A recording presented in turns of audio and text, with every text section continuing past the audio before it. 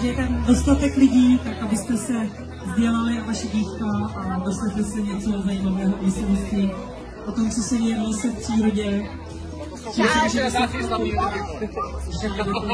Abyste věděli, co to je, tak označit, ale myslím, že tam říct, co to je, do parušky, za lepku, za srst a tak dále.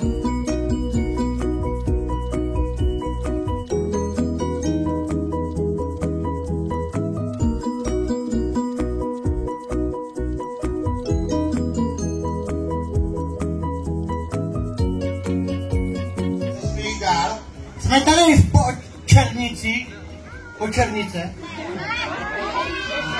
Černočice? Ne? Počkat, kam jsme to letos jeli vlastně? Kam? No tak stejně nevím, no.